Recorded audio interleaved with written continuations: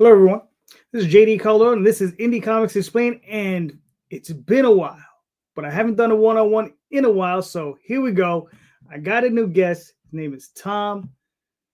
His name is Tom Beland, not my regular Tom, the new Tom. So what's up, Tom? How you doing? I'm good, man. Like I Should said, my good. room be brighter right now? I look like I'm broadcasting from the sun. Hold on a second. That's all right. You're fine. Let me soften that up. All right. Hey, listen. So, Thanks for so having me on.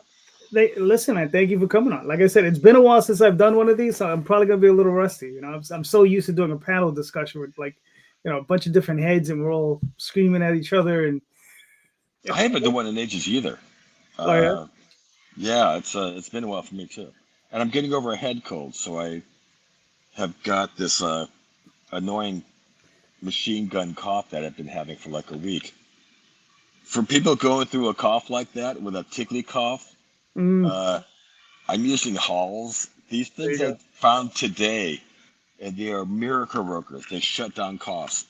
I That's was good. drinking Robitussin, NyQuil, and I bought these at the gas station. Nice. That's good. Hey, Anyways, at least they make something that works. You know. yeah, I mean, I was amazed. I'm gonna buy about 10 more boxes tomorrow. Yeah. All right. Cool. Listen, Tom. So I got a quick, easy question for you, Hmm? just to begin with. What got you into comics?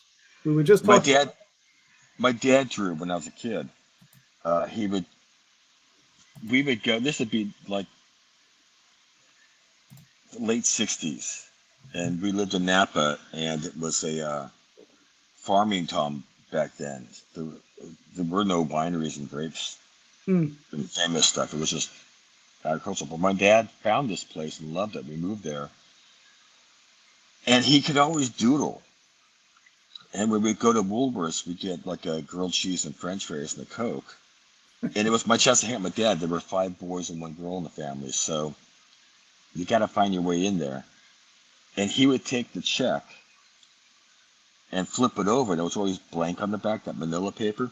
hmm And he would look at the waitress that helped us, and it would just appear like magic, like light lines, light sketching, and then all of a sudden, like, oh my God, that's her profile, Uh-huh. and oh my God, that's her eye, and then he got the personality down, and then he would flip it back over, put the money on the thing along with the tip, Right. and then he'd look at me and he'd say, "Let's go," and we would walk to the door, and there was this. It sounded like elephants running up out of nowhere, where hmm all the waitresses would run to the counter to see who he drew. And as we left the Woolworths, you would hear this firework of joy from people, and they're all laughing. So by the time you at Woolworths, you could walk around. There's a big window. Right. It's all windows. And as we walked past the diner windows, they'd be up against the glass, and they were gorgeous waitresses. hmm And they would just, one who had it would just be waving and going, pointing at it and going, thank you, thank you. Uh, And I just thought, that's the smoothest fucking trick I've ever seen in my life. And so I would draw with him. And he bought me the Preston Blair animation books that I think mm, every animator has. And I learned how to draw the rabbit and the duck and the bully and the cop and nerd. But the line of action is what I really was into. mhm. How to bend a character. And, and I was cartoonaholic, man. That was 5 a.m. waiting for the TV to come on. When it Right. was Saturday, I'd have my bowl of Cocoa Puffs in the box. I'd laying on the carpet waiting for TV to come on, man. Come on, no more signal. And I would try to draw those guys. Yogi Bear was my Jesus Christ. I love Yogi Bear. To this day, I still love Yogi Bear. And so you just try to figure out in school. I would draw in school. hmm And I had a fifth grade teacher, Mrs. Mack, and she would read us stories, and she was reading The Mouse and the Motorcycle, and I was drawing what she was reading. But she wasn't cool with me drawing in class when she was trying to read, and so she would come by and take the paper away. And then she called my parents in, and I thought I was going to get my ass whooped. And so she says, these are Tommy's drawings, but he's actually drawing what I'm describing in the book, so he's paying attention. So I just want to let you know, you should maybe buy him some pencils and some paper, because I think he's really into this. And then when she would read a chapter, but we were in Charlotte's Web, and Mm. she would take a handful of test papers that were blank on the back and just slam it on my desk. And she goes, keep up, Mr. Beland. And that's where I first learned how Mm. to listen to the story and put it on paper. And Charlotte's Web is one of the most beautiful books I ever read in my life. Mm. It'll break me down and cry when Charlotte, in the end. But then Right. her babies come. And the older I get, the more I understand Charlotte's Web. And drawing that scene, I went home just a basket case. Mm. Mom goes, what's wrong? I said, I had to draw Charlotte's Web today. She goes, yeah. And I said, Charlotte died. She goes, what? Charlotte died. My ex-wife, Lily, when lived in Puerto Rico, Right. was a big Harry Potter nut. I would read the book. I would drive out to the. Have you been in Puerto Rico? Did you grow up in Puerto Rico? I spent summers there when I was a kid. Okay. I haven't been back on the island like at least 30 years. It's been a while. Yeah. Yeah. We lived in Guaynabo near the mall, Mm. the San Patricio Plaza, and there was a comic shop there, Metro Comics, and a really cool store. Christina was the owner. Christina passed away a few years ago, but Mm. Christina, if I make a book, Christine buys 500 copies. Wow. Okay. You know, everything I did, she bought heavy on. She was a major confidence builder in me as an artist. She wouldn't hire me there Mm. because she goes, "No, you're a comics creator. You're not going to work here. Like your job is to make the comics, not sell the comics." Right. And yeah, she was cool, man. I forgot where I was going with the story. Um, oh, so she was into Harry Potter. And Right. so one day I'm watching the ball game, Mm. and she comes downstairs and she's distraught. Mm. I go, "What's the matter?" She goes, "Toby died." And in Puerto Rico, Right. you guys all have those nicknames like Kike and Mm. Juju. So I thought Dobby, I didn't know anything about Harry Potter. I Right. thought Dobby was a nickname for an uncle or something. Oh my gosh, she lost his family member just died. And I go, oh my God, you're kidding me. She goes, no. I go, when'd you find out? She goes, just now. And I think he died of some kind of magic thing. And so when she Yeah. got to that part, I went, is this fucking Harry Potter? She goes, yes. I go, I thought you fucking lost a family member. She goes, no. I went, Jesus Christ. That's funny. I did that once with what was it? I've done it before with comics before. When Gwen Stacy died, holy shit. Mm. My best friend were on the telephone reading Right. that book page by page. And when he gets to Gwen's apartment and there's a pumpkin bomb in a purse, Mm. I must have been 8 in the kitchen on the wall phone. My mom's Right. doing dishes. And my mom's doing dishes. I turned the page, we both went, oh! And I said, I swear to God, if they fucking killed Gwen Stacy, I was already hot. My mom's going, hey, language. Uh, And we turn, and then she's on the George Washington Bridge. And went, what? I don't remember the word snap being on that fall, though. mm. I remember her just falling. But in every other view of that panel, the snap is, maybe I'm just wrong, um, but when she died, it was silence on our phones. And I just Wow. put the phone down. I put the phone down. It was time for dinner. Mm-hmm. And I was in love with Gwen Stacy, trying to meet it to the most beautiful women. Mm-hmm. And so I'm like eating mashed potatoes and my dad goes, what's the matter? I went, Gwen Stacy died today. And I'm just losing it. And my mom goes, Gwen? And she thinks it's a classmate. Right. They go, and they go, well, how'd she die? I said, She fell off the bridge and broke her neck. They went, it's the Golden Gate Bridge. Like, I didn't hear anything on the news about someone falling off the Golden Gate Bridge. Like, so I said, he got there too late. When Spider-Man goes into the room, he saw the pumpkin bomb. I can't tell you how silent that dining room was. And then my dad goes, is this a goddamn comic book? I went, yeah. He goes, it's just a comic book, girl. What are you crying about? I go, it's not just a comic book, girl. You guys don't know anything about women. And I stormed off, went in my room, and I slammed the door like, fuck this family. But then I realized I was really hungry. So I had to go back out there, load up my plate, while I'm still telling them all to go fuck themselves. And we're all Irish. Right. So my brothers were losing their shit laughing. They're like, what a pussy. Were they older than you? Yeah. Oh. Yeah. My brother would go, hey, don't look now, but I think we're going to lose Lois from High and Lows. Like all these comics. Dennis's Menace's mother might be gone tonight. Any last words for the BC's girlfriend? I was just so mad at them. You fuckers don't understand. Mm.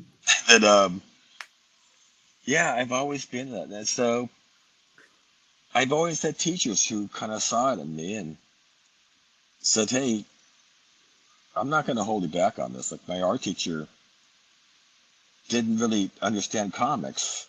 And so he knew I was drawing them so much. Like, why can't you just draw the shoe? Mm-hmm. I said, because I'm trying to figure out how to draw Spider-Man leaping. And then he finally went out to the drugstore and picked up some Spider-Man comics. He was like, holy shit, this is really cool stuff. Right. And so he would bring the books and says, here's how we break this down. Here's your line of action thing you're always talking about. But then here's how the leg muscles are. And if I got the lesson done, I could work on Spider-Man.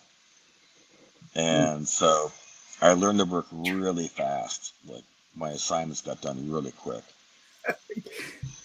I sat next to a woman who, a girl in class who would take forever to draw an apple, but it was so realistic. You felt you could pull it off the page. And so we were always shitting on each other about each other's artwork. Like she would say, hey, why don't you slow down, Torpedo Man, and just fucking work on the process. And I'm like, I only got like maybe 100 years of my life left, Lynn. And that's a lot of time to only do 2 pictures in my life. So calm down. But she went on to work for Hallmark and she did really cool stuff. And we were always, all my friends who I grew up with, we never tell each other how good we are at what we do. Right. Because we're not too macho. We have too much guy in us to compliment someone on that level. Right. A friend of mine directs The Simpsons. He directs Futurama and fuck it, Peter Amzino. Peter, I'm talking about you. Peter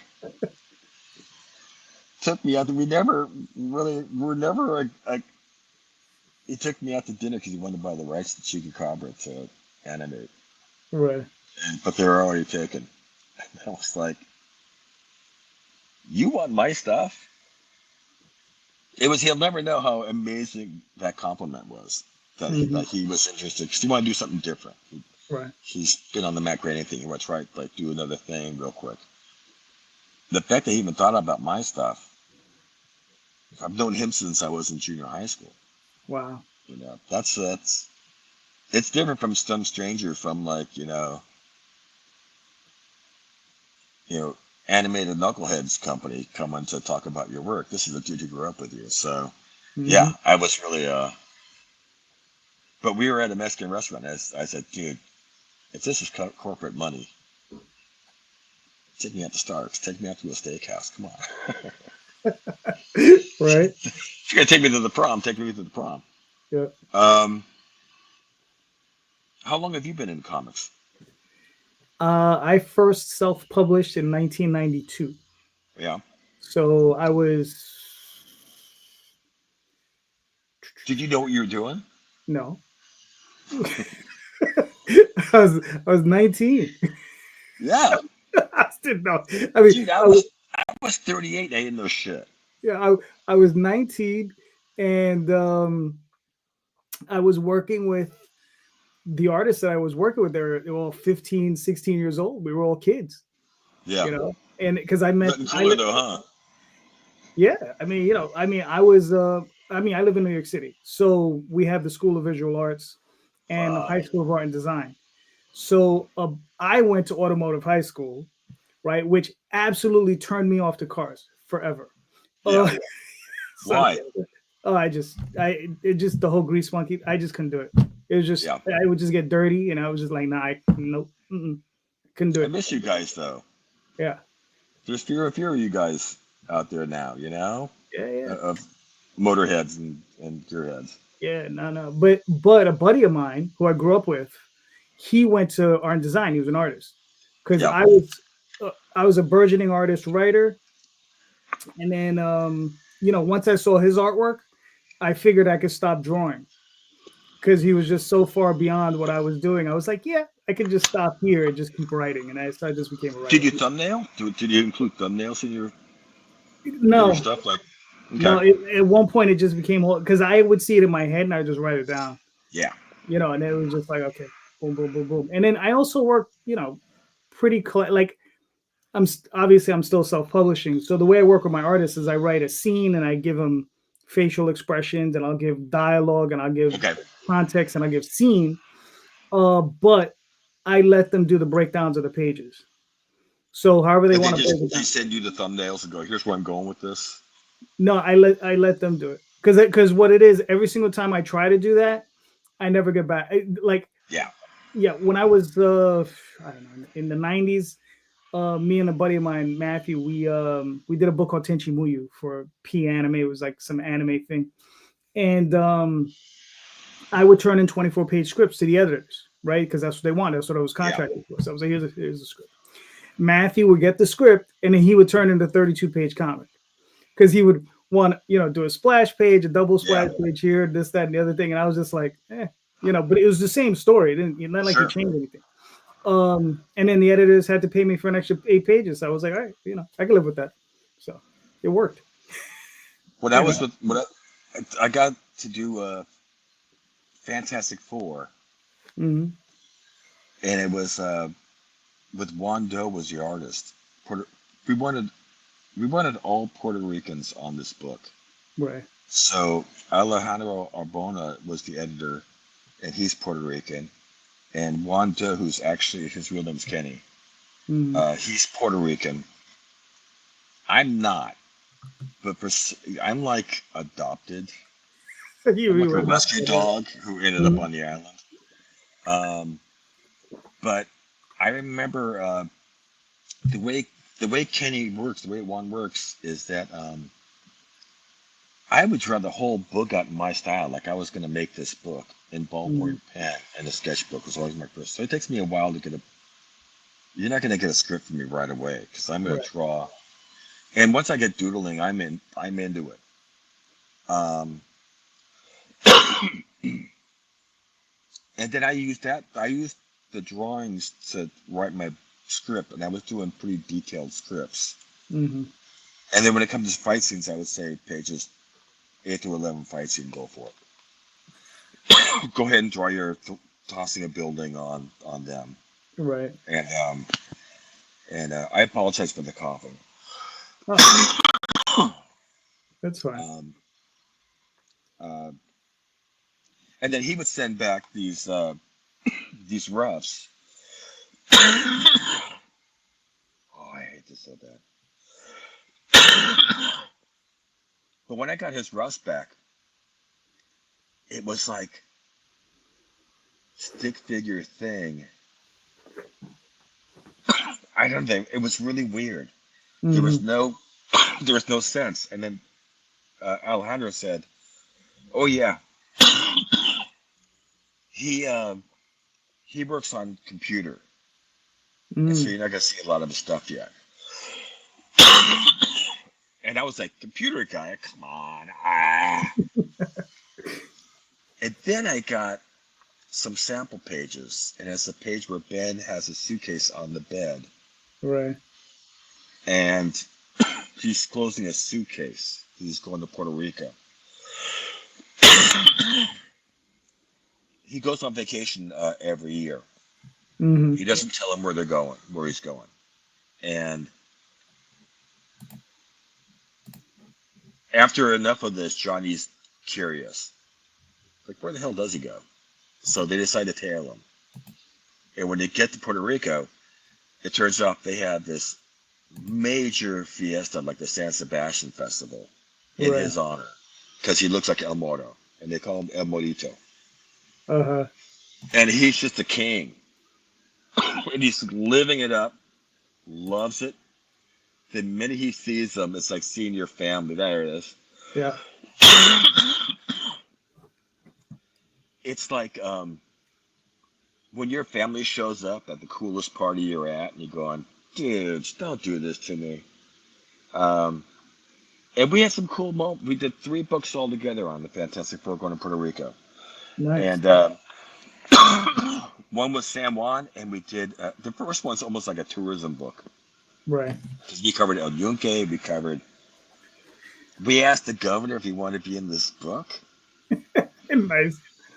The actual governor, and his people said he kindly says no. Mm-hmm. And they were like, what an asshole, man. It's a Fantastic Four book. And we found out his son was really into comics. Right. So we decided, he's a public figure. We don't have to ask his permission. What are we doing? So we Uh-huh. stuck him in there.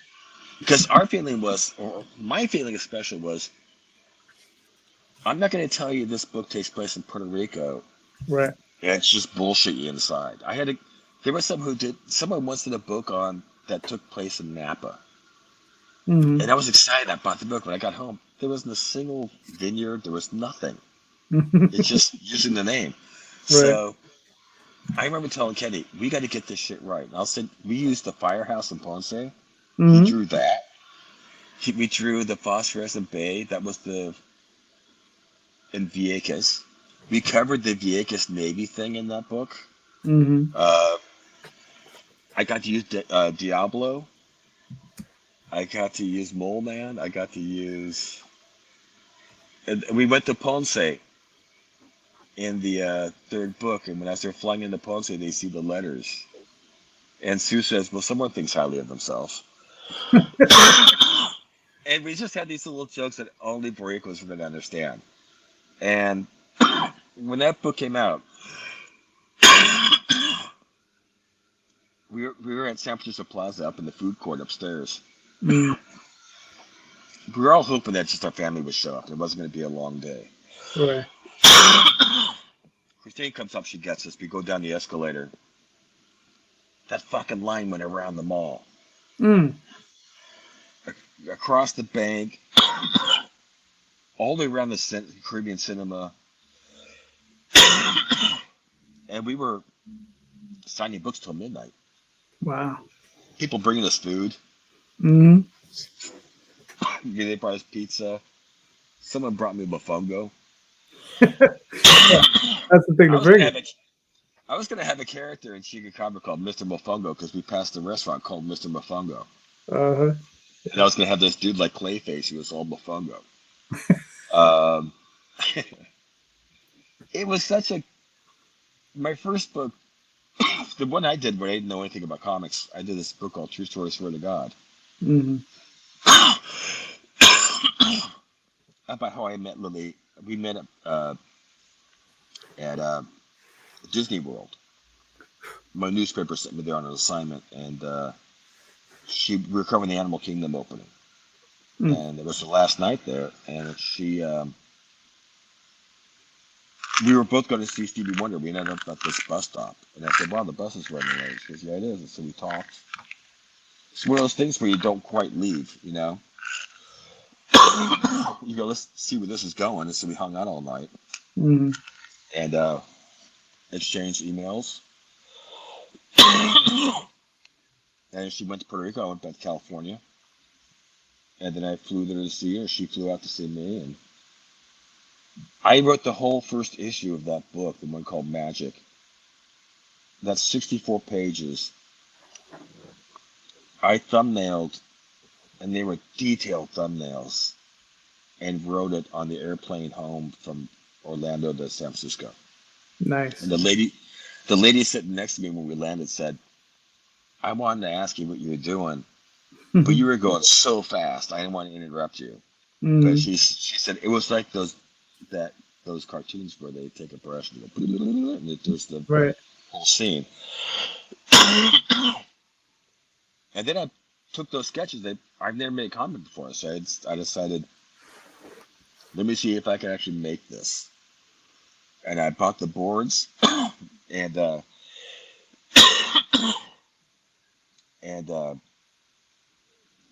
did the lettering. I think the font was like a 35-point font,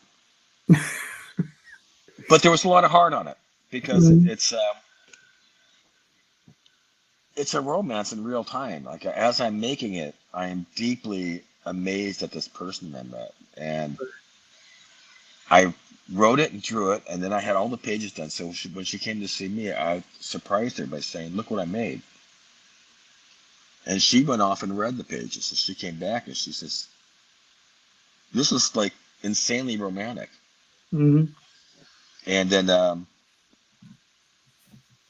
she said, are we gonna make this?" I'm not gonna make this. No, these are my fucking feelings. What are we talking about? It's me in love. uh, Don't you have Irish brothers?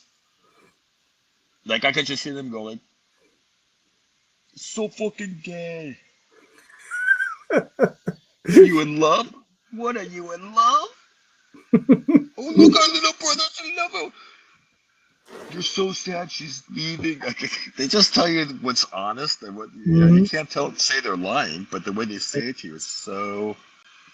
Oh, I too realize that Puerto Rican families and Irish families are very similar on how much they like to bullshit each other and really push buttons. That like the we both breaking have that down. in common. Yeah. The more I got to know her family, I kept going like, "Yeah, I've been in this house before." Hmm. Yeah, Yeah. and then she would come see me, and she just said, "Oh yeah, this is we both have the same people playing different parts." You Mm, know, um, we she talked me into it. We called Diamond. That's where I wrote you guys. right. I made this binder. I didn't know what you're supposed to do. I thought you submit the idea first, and they tell you, "Hey, we like it. We'll take 500 copies." Hmm. So I had the 3-ring binders, big white behemoth, and I went to Kinko's and I printed up my pages, put them in really nice plastic sleeves, Hmm. and then put them in the binder. And I remember taking this Sharpie and just, it's just such bad lettering. I went, "True story, swear to God" by Tom Beland. And I put in a big manila envelope and I mailed it off to Diamond. And so I guess they have this weekly meeting where they talk about submissions. Hmm. This guy's the guy who looked at my book is just sitting there with this binder, and they go like, "What's that?" And he goes, "I have no clue. I think I don't know if he's trying to sell this in a binder Hmm. or he clearly doesn't know what he's doing." And so the guy called me up and said, "Hey man, are you selling this in a binder or what's?" I go, "No. Why would I sell it in a binder?" He goes, "Well, dude, you got to send me like a finished copy." I said, "Well, how do I know how many to order if you don't tell me how many, you know, Hmm.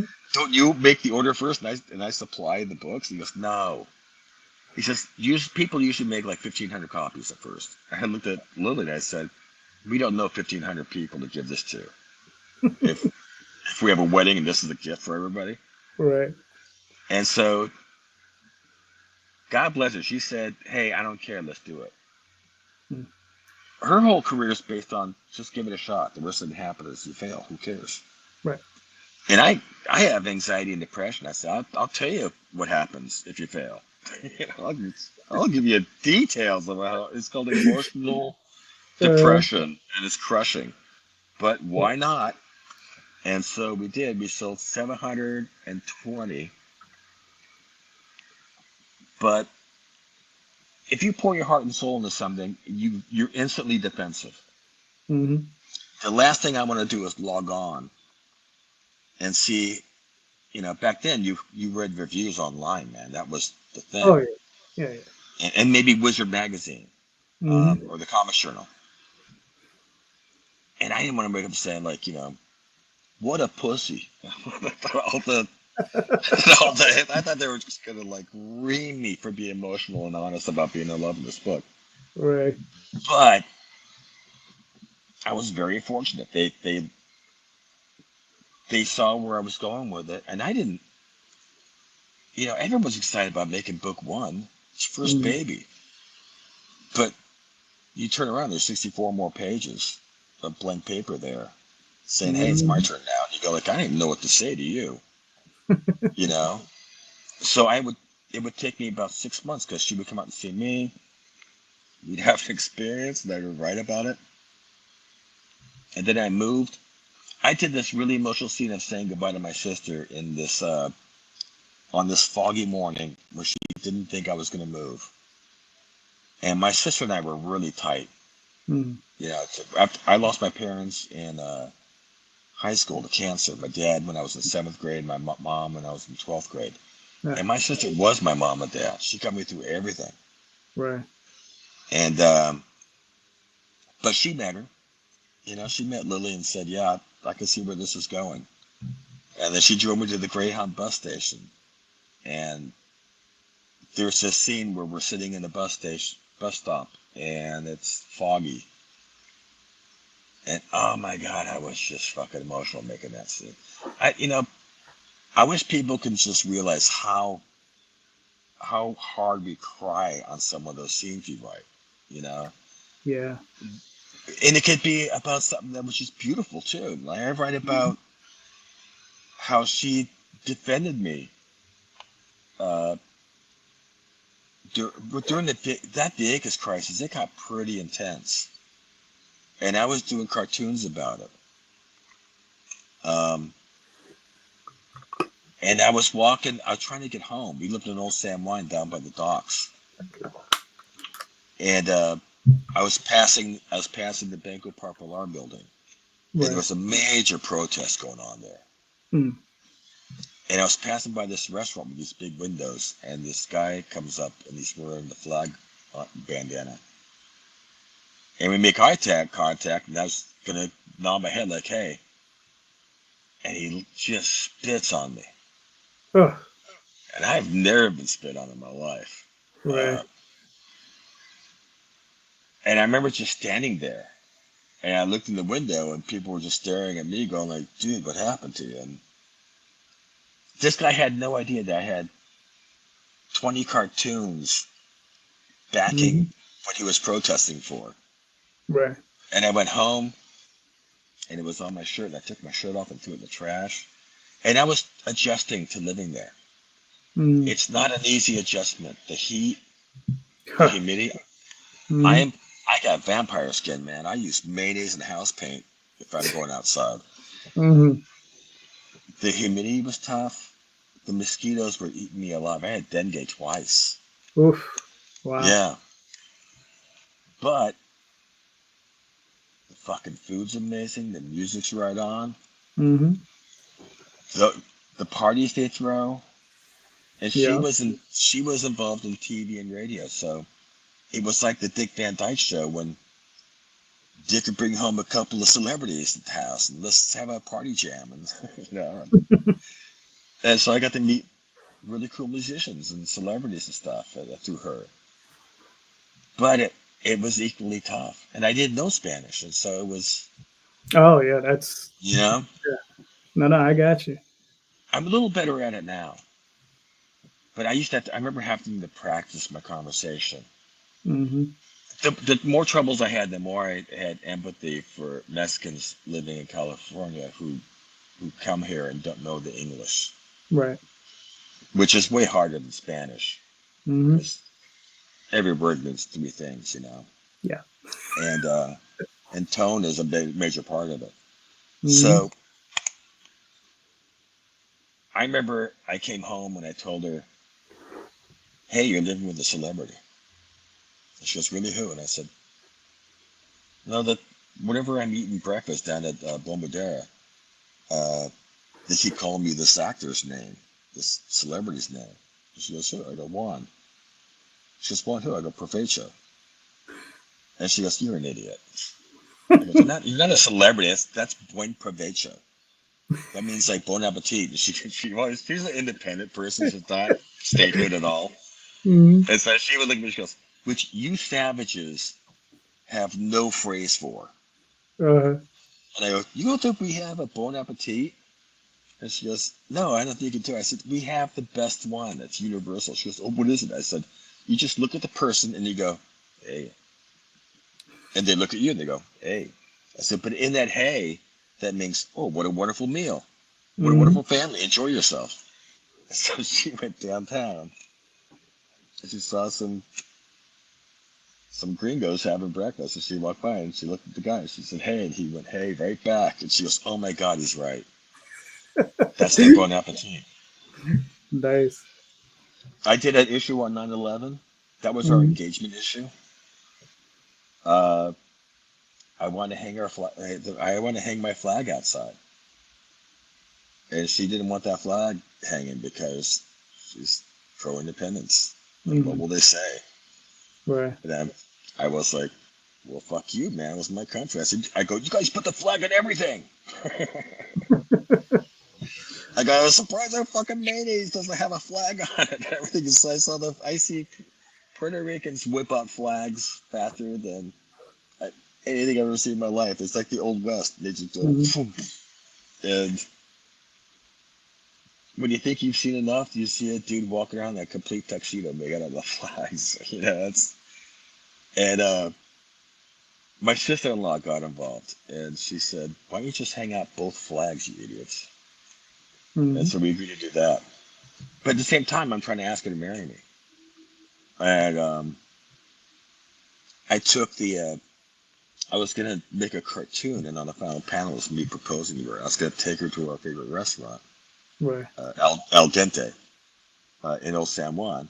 We were gonna get a corner table and just Mhm. party it up. And I was going to say, hey, you want to see this week's cartoon? It's right here. I was going to have her a copy of it. And then she was going to get emotional. And it's just a miracle moment. But we're having this big fight about a flag. And I remember she told me to go fuck off and she went up to the bathroom. Mhm. I go, what is this, fucking Donna Reed? So I go up there. I go, I was going to give you this cartoon also. And I pushed the cartoon, the actual art page, under the door for her to see. And she put her foot down, and the page bent, Uh, and it got so quiet. And I go, don't you ever bend my art, ever. mhm. And we could argue pretty good, but there was a respect thing on it also, where don't get petty. Right. And usually I was the one who crossed that line. Mhm. But then all of a sudden the paper went, thump, after, but she took it under, and she read it. And by this time, I walked downstairs like I had enough of this bitch. And I'm just thinking like I'm gonna go ahead and pack my bags tomorrow and show her, man. It's like, when we know we had a fight. Are you married? Yes. Okay, so when you have that fight with your wife, the real fight where she does all Mhm. the talking, you just go like, okay, whatever. And then you go Right. outside and you go, let me tell you something, motherfucker. So I was downstairs doing that, like I'm Mhm. reliving the fight on my terms now, going like, Right. I don't care what you say. Don't you slam a bathroom door in my face. And I got tired of that, and I was watching the game, and she comes down. She's equally exhausted. She just goes, cartoon was beautiful. I'll marry you. And I said, I don't want to do it anymore. I take it back. I said, that's what I said. I take it back. She says, you Mhm. can't take it back. She already said it. Um, Disney found out that we met at their park. Right. And by this time, I got pretty lucky. I had 6 Eisner nominations. Nice. It did nothing for my sales. I always was at 720. I asked the guy, how come my books are? I thought, well, I'm getting nominated for Eisner Awards. Why am I not seeing? I've yet to see a paycheck for all this work. Mm-hmm. And I asked the pro that, and the pro said, "Oh, you got to make a shitload of books to make money." Mm-hmm. Yeah. And I'm like, well, I don't want to shit out issue 80, you know. Uh, Now, out of curiosity, how many issues at that point did you have out? On my own, I self-published uh, 17, I believe, Mm-hmm. and then with Image, I did another 17. Um, they have everything. They have almost all of it in an omnibus. I don't know. They made this omnibus for me, and I I don't understand why publishers don't reprint. Because they Mm, give you a small print run, which I understand, but if that print run sells out, why not make more? Everyone else seems to be getting that to my, right. I'm not Hellboy, but they Uh, reprint the shit out of that book, oh, they do. Yeah. Why can't I get one reprint? Or Mm-hmm. Chica Copper the same way, man. I remember at the time I wasn't doing True Story anymore because I didn't want to repeat storylines. I Right. didn't want to do yet another issue about traffic being slow. Mm-hmm. They can't get home on time, or Shirley's Pizza got the order wrong again. I wanted every issue to be something that I would read and enjoy, but just wasn't making money at it, and I think I was getting burned out. But I was fiddling with this character that came out of a scribble that my art students I would teach on Saturdays. Mm-hmm. And they would draw a scribble, and I would mix them out of the scribble. And on one day, they made this scribble that looked like a creature, and I gave it this big eyes, this curly tail, um, and I really liked drawing it. And every day I'd walk out in the patio, and the newsprint pad would be up there, and I would go, what if it was playing with yarn? And what if it was running? And what if it was, could I stretch the tail like Chuck Jones does? And can I do this and that? So I had this thing, but I didn't know what to make. And I just noticed one day we were walking around town. I was in the comic shop, and the only really thing that I could really grab onto were chupacabras, but I couldn't find anyone doing books on them, Right. And Bigfoot's really popular in California, but not a lot of Bigfoot books. So Mm-hmm. if no one else is doing it, why not just fucking do that and see what happens? So I decided this creature was going to be a chupacabra, but I wanted it kind of cute. I wanted it to look cute, but I wanted it to rip your throat out Right. if you mess with it. So it was about a boy who discovers he comes from a line of chupacabra families. And have you ever worked on a project and halfway through you go, this is just fucking stupid? Yeah. Unfortunately, yes. Even I always picture the characters in my head who are acting like, you ever watch Drunk History? No. Okay, well, they have actors who reenact, they get a person drunk and they have them Mm-hmm. tell a story about history, like the assassination of Abraham Lincoln. Mm-hmm. But the person's wasted. Right. And they have comedians who lip sync the person's dialogue. So if someone's burping, the queen will suddenly belch. Right. And they just stay true to that. So in my head, my characters do that. As I'm working on the scene, we're all Mm-hmm. talking about, well, I'm gonna put Isabel here, and I can always hear her voice go, no, what am I standing there for? Mm-hmm. You're being lazy. Get my hand off my hip. Make me stand. Um, I go through that. My characters. Uh, I just couldn't stop doing this, but I hated the story. Mm-hmm. And I thought I'd never done a book with a lead female. And there were a group of girls who would sit at Barnes and Noble in in the Plaza of Americas, Mm-hmm. and they would read the anime books. They would never buy them. Right. It's like Yeah. 6 of them. I said, one day I was walking by and saw him. I go, hey, can I ask you something? They go, what? I said, how come you're not reading Spider-Man and Marvel books and DC books? And they said, it's just all about the fighting in those books. Who cares?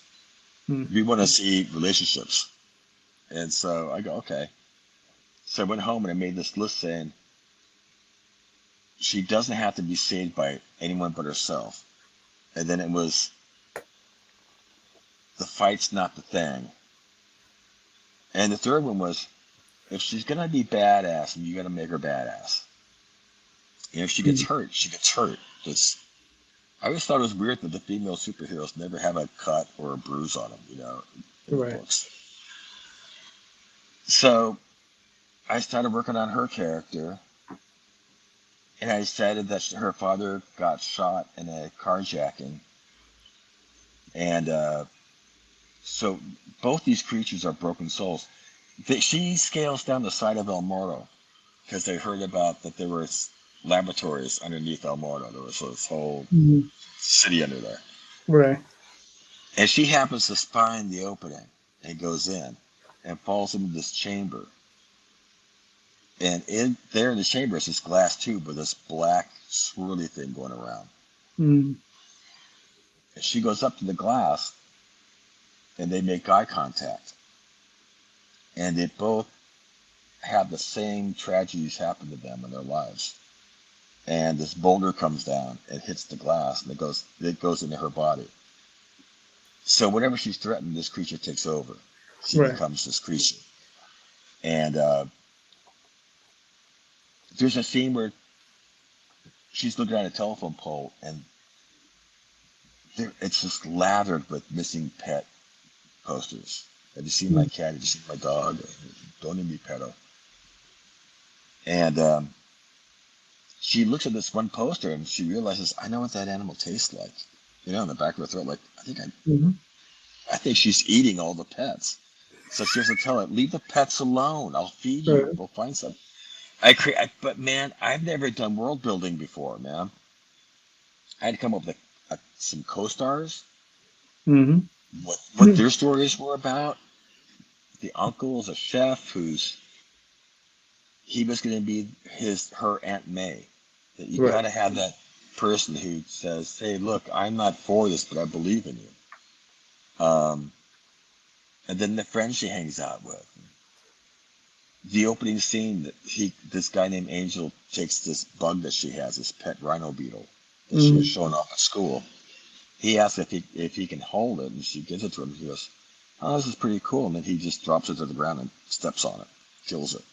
Hmm.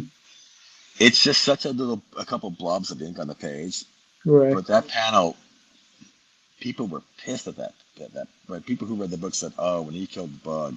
Hmm. I love to have characters who are assholes who redeem themselves. I like that way better than having a villain who's got gigantic guns. You Right. know, Hmm. uh, but he also wants to be a chef, and he wants a job at her uncle's restaurant. And then he realizes that, oh, she's his niece. Hmm. And he's like, hey, man, I'm not going to even look at your resume until you apologize to her. Make it right. Right. There's a dude named Carlito who's like the black market guy who can, hey, I know how you can get that. He's got, He's that guy. you know, that guy. And every character that's come up with, I was going, I love every one of these characters. And then I gave it to her one day, and Lily, you know, there haven't been any talks about a book coming out. When someone's writing a love book about you, Hmm. it's hard to say, hey, how come you're not making that book anymore? But I told her, I said, I just don't want to repeat myself. That I'd Right. rather have a short series that I fully embrace. And I said, I know you're not thrilled that I've been working on, because I was obsessed with this Chigurikawa book. Hmm. I said, I know that you don't like this book, Right. but you always read my stuff when I do it. And you know how much I like your opinion on these. So if you can just read this, and I had the dummy book Hmm. printed out, and I remember her looking at that book like, I'm not gonna read that fucking book. And then she reached over and took it, and she gave me this glance as she went upstairs to her room. And she was up there for a while. And then she came downstairs and she put it right next to me. She goes, "This is the greatest book you've ever made." Oh, nice. I go, "Really?" And she goes, like, "Yeah." She goes, "Are we going for it?" And we got IDW to go for it. Publishers are weird now, man. I felt like I had kind of a track record with Image, and I sent it to them. I never heard from them. Not a Right. thanks, but I won an award for that cover as the cutest horror story Uh, cover. oh, it's a fantastic cover, man. I love it. Thanks. So, all right. So, I mean, is IDW, did they already print it or is it coming out? Yeah, yeah. It was printed. My work is kind of tricky to find because of the low print runs, but I can usually find a copy of Chigacabra and that True Story Omnibus. Mm-hmm. I can usually find that online and cheap. Like I think by now, I think Chigacabra runs about $12 Mm-hmm. on Amazon, and I think the Omnibus probably runs for it shouldn't be more than $15 to $20. But, If you just came out of a relationship, mm-hmm. don't go near True Story. You're not gonna. It's a person who's going like, "Oh my God, let me tell you about this girl." Uh, Um, but if you're in a relationship, I used to get people who would say, "This got my wife into comics," or "This is our book." mm-hmm. You know, so when this comes out, we get excited 'cause we read it together, and so that was really cool. Yeah. Um, and I'll be honest with you, at the time, Keith Knight has always been and is my mentor, Mm-hmm. and you always want to make that person proud. Right. Like, look what I did. And I think when I went off in the comics, when I wrote Spider-Man, I think he knew, like, oh my God, he's having a moment. Because that character saved my life many times, over Mm-hmm. and over and over again. When I was getting those Eisner nominations, Marvel liked how I wrote couples and Right. said, do you want to write a Spider-Man book? And I was like, how do you even have my email? Like, I only do 700 copies. How do you get my fucking work? But Tom Brevoort came up to me at a signing in New York, and it was at Jim Hanley's Universe. Mm-hmm. I missed your Manly's Universe. I was with the guys who did Flight. We were all sitting at these different flights. What a fucking beautiful book That's a that good book. was, Yeah. man. And we were all just talking about stuff, and all of a sudden Tom Brevoort walks in. Didn't know it was him, never met him before. Mm-hmm. And he goes, "I need you to sign this book." I go, "Okay, I'll do a sketch for you." He goes, "Oh, thanks. How much are sketches?" I went, "I don't charge for sketches. Mm-hmm. Look, I'm a junkie with this stuff." So we're talking and stuff. He goes, "I love how you write couples. You should write like a Spider-Man book." And I looked at him and I said, if they even knew that I was alive, that would make my year.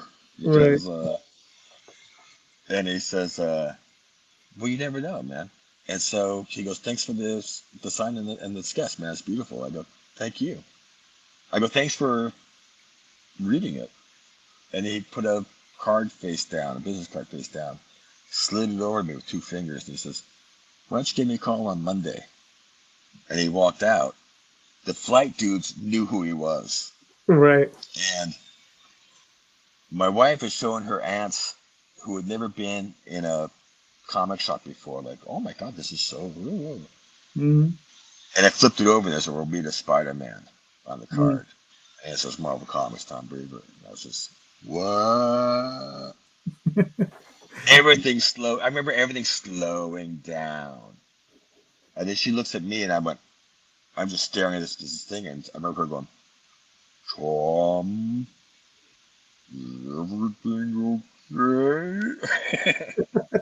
I just turned the card around and she saw it and she went, "What?"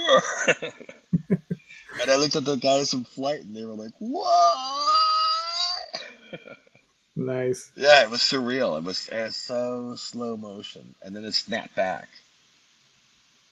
And I went, well, this can't be right. This is for you guys. And so he gave me a Valentine's. He gave me a Spider-Man Unlimited, a 12-pager. Mm-hmm. And I think I did okay with that one. But then they asked me to do a Valentine's. They were doing I Heart Marvel a month.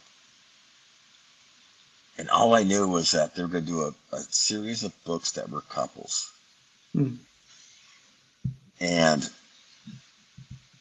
man, I was walking the house that day because nobody knew who was getting what. And I was going, I swear to fucking God, I better get... There's only one guy that I want to write that book for, and it's Mary Jane Peter Parker. There's no fucking way I'm going to end up with Ghost Rider and whoever the fuck he's dating. Like, what I was going to get, like, you know, Jean Grey and Cyclops. Like, who fucking cares? But then I got the email, and he says, we'd like you to do a Spider-Man Mary Jane. I went, I'll have that script done for you in 2 days. Mm. And I locked myself in my room. I just wrote this love letter to Spider-Man. That's just, yeah, you're the best. This is why, blah, blah, blah, blah, blah. Sent it in. Very few changes. I was going to use the Rhino. I was going to use Rhino hanging from a web, and as it's rotating, Spidey's sitting on top, looking at a catalog, trying to figure out what to get Mary Jane for Valentine's Day. And as they're having this dialogue, he's just rotating. And it was, what's his name from Invincible? Robert Kirkman? No, the artist.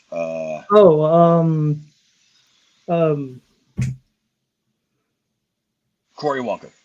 Oh, okay. And so they were living in an Avengers mansion at the time. And so the editor calls me up and says, hey, I think everyone's been using Rhino lately. You know, can we use some other villain instead on the opening sequence? And I was like, dude, come on, give me Rhino. It's a classic dude. And he goes, you know who no one's using? The Mandrill. I said, yeah, because who the fuck is Mandrill? He's that baboon guy who can make women do whatever he wants and stuff like that. Right. And I went, all right, because I don't want to rock the boat. And I go, all right, fine. I remember hanging up going, fucking Mandrill. So I'm looking him up. I go, this guy looks so stupid, and we got to make him so egotistical that he can make women do whatever he wants to. So, in his opinion, why do we even have Valentine's Day? Just make her do what you want to do. Mm-hmm. So he's just shitting on this holiday that he's trying to buy Mary Jane for. So be quiet. I'm trying to figure out what to get my wife for Valentine's Day. He goes, I don't know why you even do this stuff. Why don't you just look her in the eyes and say, here's what you're going to do tonight. And it was actually more fun to write that scene. Because in my head, his voice was the Great Gazoo. It was Harvey Korman. Right. Like, hey, you dum-dums. Why don't you ever just do that? And Corey did the art. We both agreed that Mary Jane, she's not wearing lingerie by the window when you're married, man. Those days are gone. Right. You know? Right.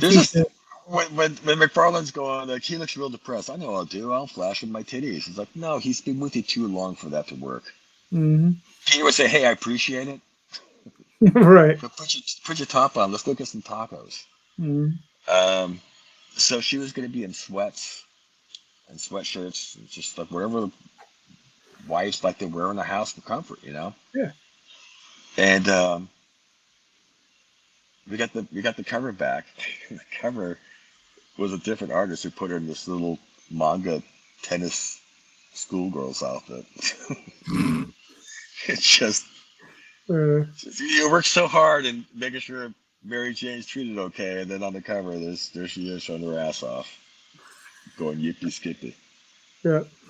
But that book, we also agreed that if they live in Avengers mansions, they should have like merchandise everywhere sent to them. Mm-hmm. So in the kitchen, I said, Peter's getting a cookie out of the cookie jar while they're talking. make it a golden age Iron Man cookie jar. Right. He wrote back like a day later, dude, it took me 4 hours to get that fucking cookie jar down.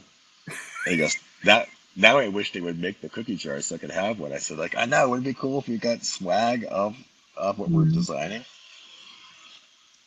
And we just felt like we hit a home run with that book. That we were the last one to come out of the chute. They did Reed and Sue. They did Gene and Scott, I think, Gambit and Rogue. That was the one I was worried about the most, was Gambit and Rogue. Rogue. Because I was going to, how many times can you write Sugar and talk about how hot she is and she can't touch anyone? Mm-hmm. But whenever I got the reviews out on that, and I was very happy. I love signing that book. It's it's it's such a special character to me. You know, it's since I was 5 years old, it got me into reading books and novels and stuff like that. It's just this weird. My mom came home and said, "Hey, they got these comic books, and this guy's kind of a weirdo. I thought you might like this." And I went, "What the fuck is this bit?" Because Batman and Superman are these old dudes, and they have jobs. I don't know about that shit. Right. Why don't they talk about their 401k? But Peter was a dude who was bullied in high school, and he lost his parents, and then I'm going, no, I just lost my dad. I'm like, oh my God. I remember that when my dad was sick, it was really dark. I was really struggling with it. And I had a job of going up on the roof and getting the tennis balls that were hit up there. Mm. And I did a cartoon about this. I'm on the roof and I'm thinking, if I just lean forward, I can just sleep forever and not have to deal with this anymore. And I was gonna do it. I remember. Okay, we're doing it today. I got up on the roof and I was gonna lean forward. The last second, I realized part 2 of the Hammerhead Doc Ock gang war came out, Mm-hmm. and I really like that story. And it's Romita art.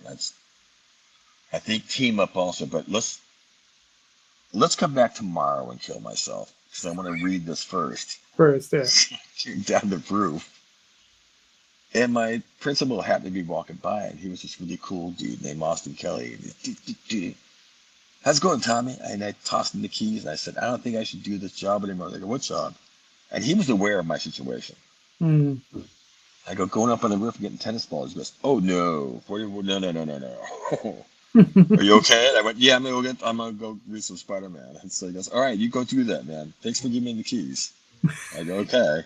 And I went home. And so to have a character that was so important to you that you wouldn't throw yourself off a roof, and then Marvel goes, hey, how would you like to write this guy? It's like,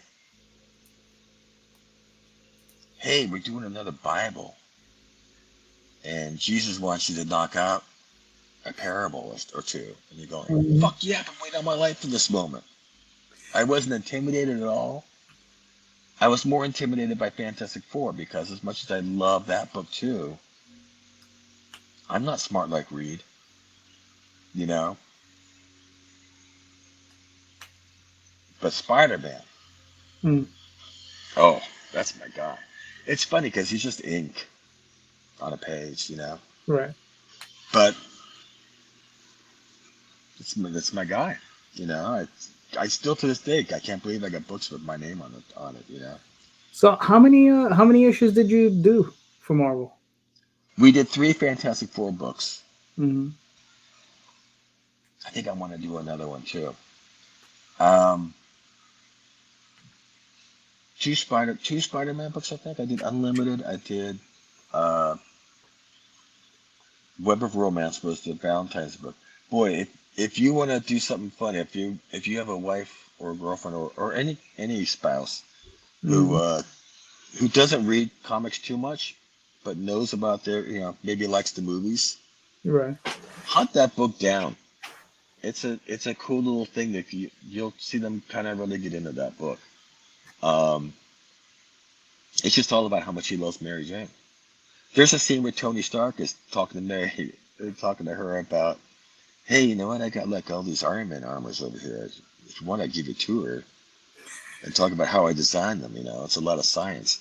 And she goes, hey, just a second. You see that guy over there in the web suit? He was 16 years old and he reinvented web fluids. Mm-hmm.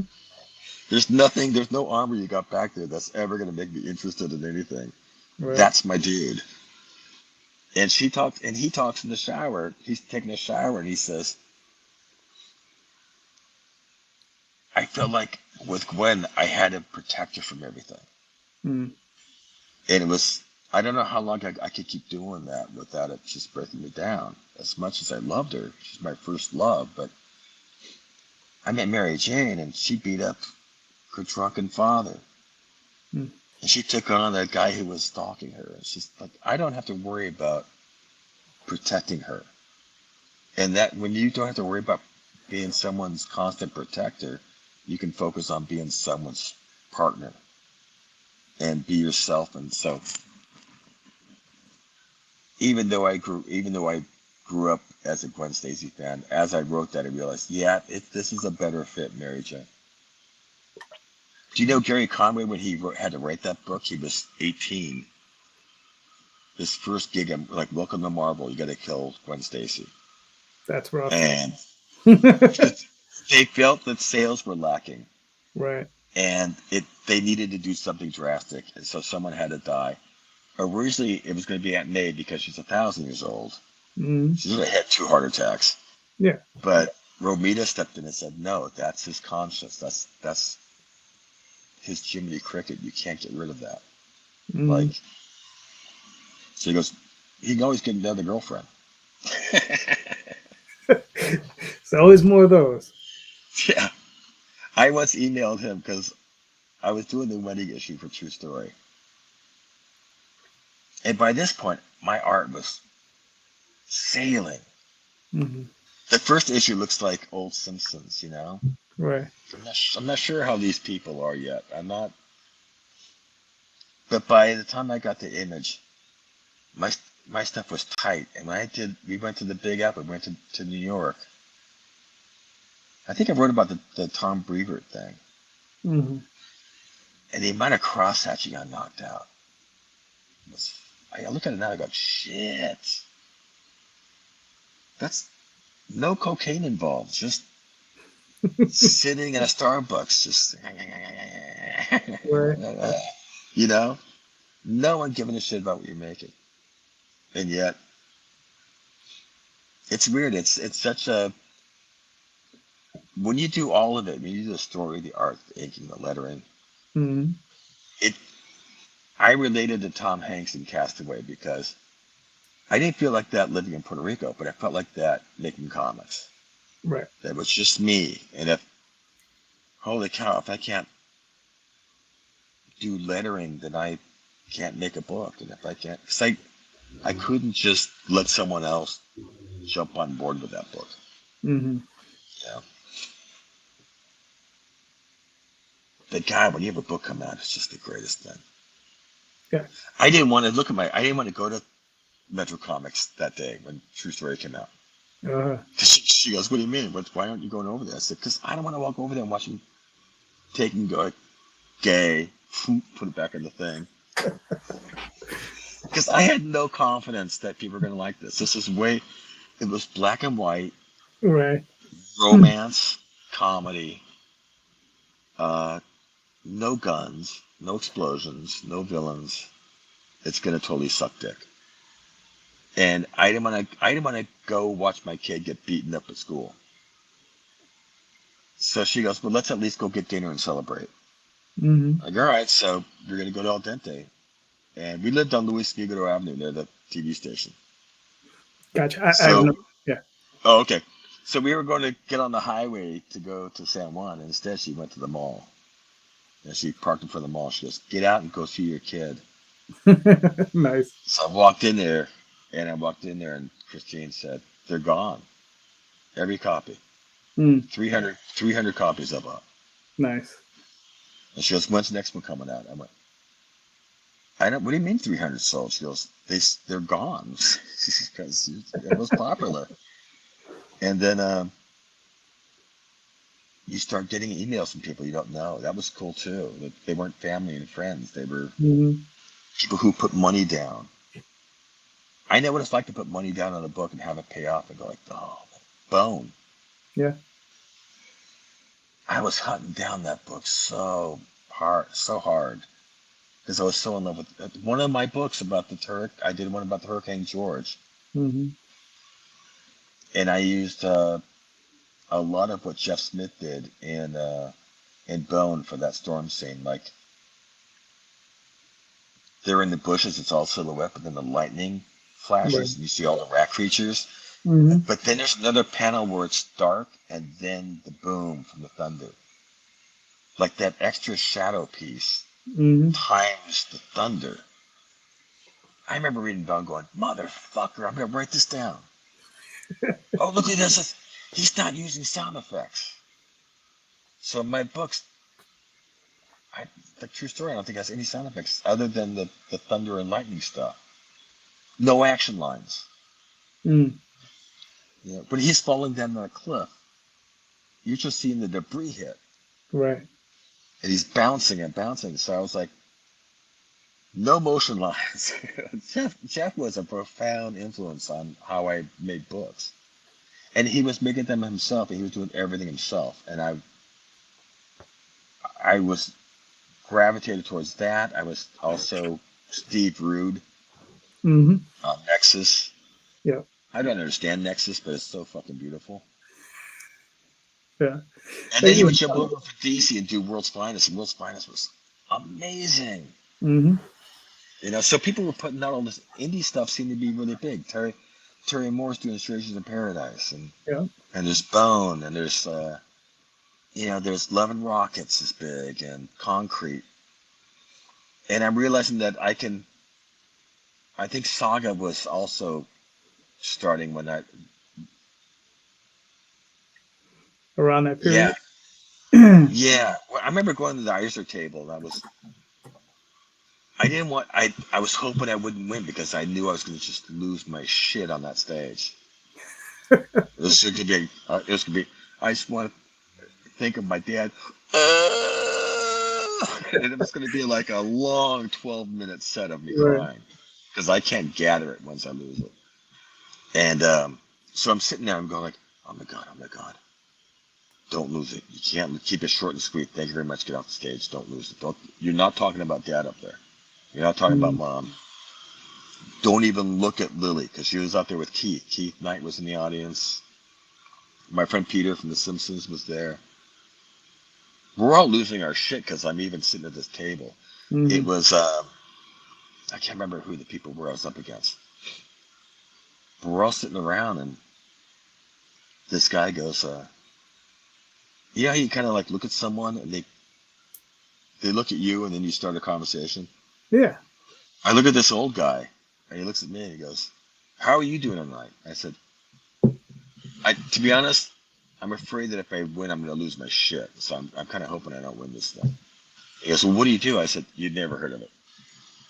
He goes, well, what's the name of it? I said, it's called True Story, Swear to God.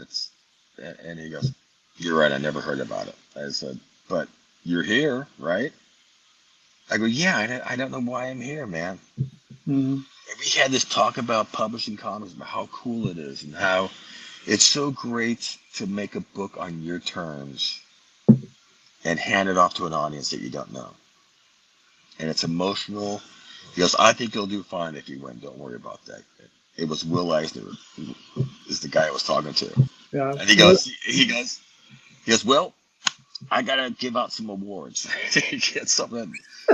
The person sitting next to me said, he leans over and grabs my shirt, and she goes, I knew you didn't know that was Will Eisner, and I didn't want to tell you because you would have just fallen apart. I said, like, oh my God, what was I doing talking to that guy? Yeah. And Dan Slott won, I think. Mm. And he goes upstairs, up there, and he talks about his dad, and he loses his shit for like 12 minutes. And I'm going, fuck, that would have been me too. But it was weird. It did feel like the Oscars. It did feel like you get a whole room in Hall H, and Mm-hmm. I remember specifically, like, oh my God, they're showing people's covers, Yeah. and people are like applauding and stuff. I'm going, man, I hope Keith and Lily know to applaud when my cover comes up. I think it's just gonna be like clap clap. But I remember that cover hitting the screen, and before the announcer could say "True stories for the God," it was just a wave of sound. Mm-hmm. I remember going home from that experience, going, "I'm making fucking more books, man." And each one was sort of different. It was 9/11. It was a whole thing on the VK's situation getting spit on. Mm. She goes on the air in her morning show. She did the morning show. It's really popular. She goes on there and gives this whole speech about that's not who we are. And yeah, you owe my husband an apology. And I took every word because she wrote it down. I took every word of what she wrote and I put that in the. So when you see those pages, Right. it's her reading her thing to me. It looks lengthy, but if you read it, boy, she really took out a pen and wrote some beautiful stuff. Um, and I was doing a weekly comic strip Mm-hmm. called True Stories Swear to God about my life. It was my version of Keith Knight. It was horizontal because he's vertical, so I Just a little decided bit. now we're different. Uh, But it had the feel of Keith. It had his 3-panel title. So I've always had 3 intro panels and then a title. And so, you know, I love making comics. I don't give a fuck if I don't make money. I don't. I'd like to. Be nice yeah. to pay my rent. It's always a good thing. Yeah, if some people can, if people can make $200 million throwing a football Yeah. because it's entertainment, I should be able to pay my rent. Mm-hmm. You know, I should be able to buy some groceries. Yep. But when I got TV rights, Chica Cabra, Selena Gomez had the rights. She bought them for $25,000. Mm-hmm. And when you haven't seen $1 and $25,000 is offered you, I thought I hit a jackpot, so I signed. I don't think it was her production company. I think she was associated with it. Right. But I signed that contract pretty fast. Mm. And then during that life of that contract, I watched them take my character and make her Puerto Rican white, living in Los Angeles. Uh-huh. Because no one was gonna understand Puerto Rico. Mm-hmm. Uh, Jewish people also believed in chupacabra, so we want to enlarge the scope of the audience. Tio Tony, the uncle, became an aunt. I just Wow. sit there and go like, what do you mean? But I Uh, signed off the rights.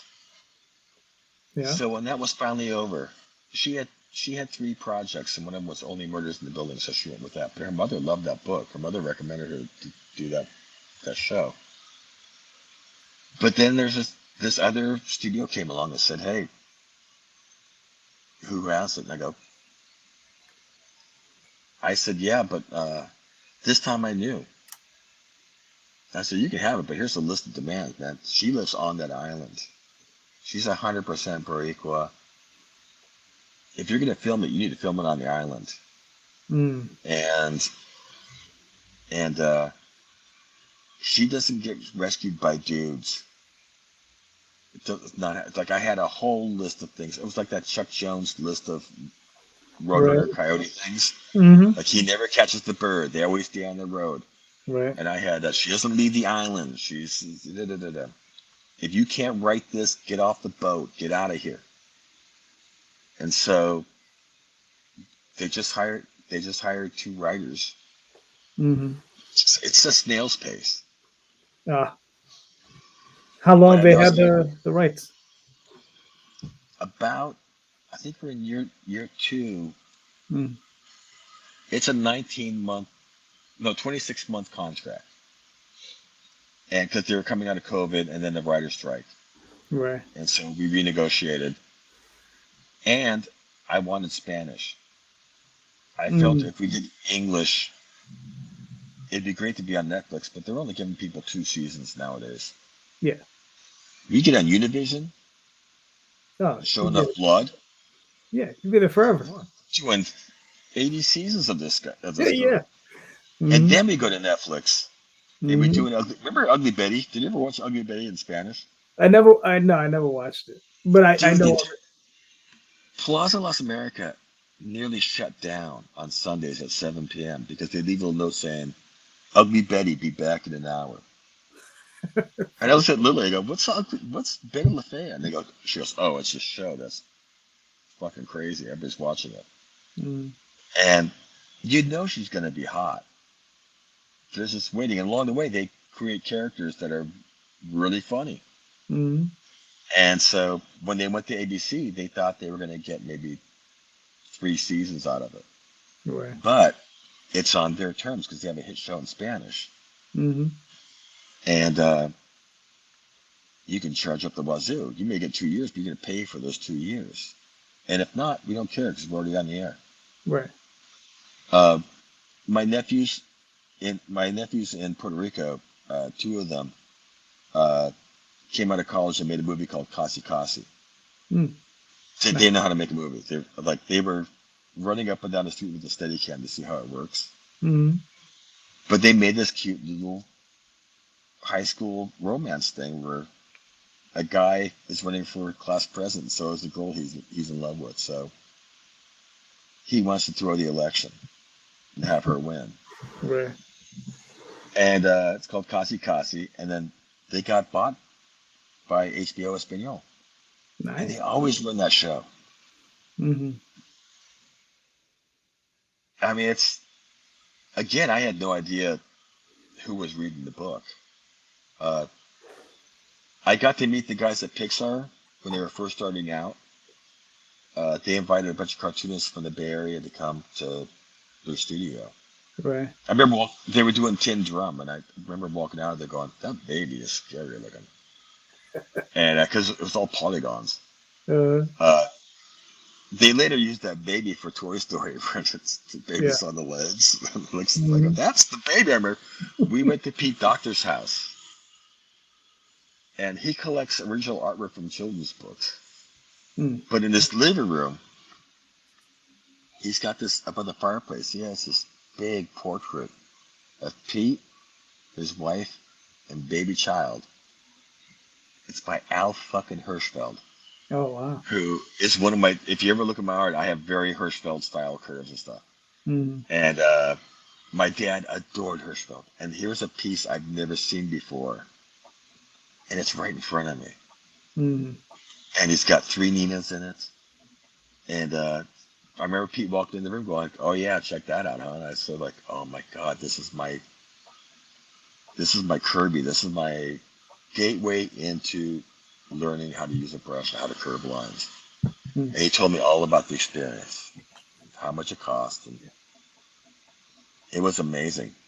So later on, maybe a decade later, I called Pete up because my nephew's girlfriend wants to be an animator, and we thought it'd be really fun if we can get Pete to look at her portfolio and surprise her with it. Mm. So I called Pete, and he goes, "Yeah, I'll do it, sure." And so we drove there. We told her we were going to a Giants game, and I said, "Bring your portfolio. I'll look at it in the parking lot, and we can go over it, and I'll tell you what you should work on." And she was in 12th grade. I take the exit. I go, "Oh, I took the wrong exit. I never know how to get to the bridge from here. Let's turn around. We'll go in here. I'll turn around real quick." And my nephew's talking with her to keep her occupied. Right. Pull up to the gate. I got Tom Gale for Pete Doctor. He goes, "Okay, go ahead." So we go in there, and she says, "I go, why don't we just do it here, real quick? I'll look at your portfolio, and we can go right there and go into the game." She goes, "Okay." And as we're walking to a bench, she goes, "Tyler, look, all the bushes look like Pixar characters." I goes, "Yeah, that's pretty cool." But then she noticed that all the bushes look like Pixar characters. Mm. And she sees the gate closed, and it's got the peas on it. Right. And she looks at Tyler. She goes, Tyler, where are we? What are you doing? And he goes, don't freak out. But we thought that the coolest person to interview your portfolio would be Pete Docter from Pixar. And she goes, I'm wearing a Giants uniform. You can't just have me go to Pixar wearing a Giants jersey. My hair looks like garbage. And so I whipped her. I go, you got to snap out of it right now. You got one chance at this. You have fun with it and enjoy the experience. This is a gift. All right? He's not going to yell at you. He's a great guy. So we go in there. And she's keeping her shit together and actually having a good time with this. And Pete says, hey, one of the guys here wants you to sign a book for his wife because they love true story. I go, yeah. So the guy comes down. Kind of a short guy. And I go to sign. I go, yeah, so what's your name? He goes, Brad. I go, okay, Brad. I go, what's your last name? He goes, Bird.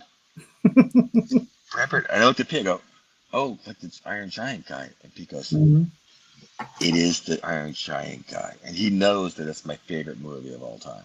Right. He goes, it is the Iron Giant guy. So now you got to watch your stuff. Keep your stuff together. And Brad's going to tell you how much he loves your book. So I was losing my shit. I was like, let me tell you something about that movie. There was, everything I told her not to do, I was doing times 10. I was, why am I signing this book for you? How do you even know my shit? He goes, that book is on my wife's nightstand. Right. Every time you need to make an issue, it'd be on there.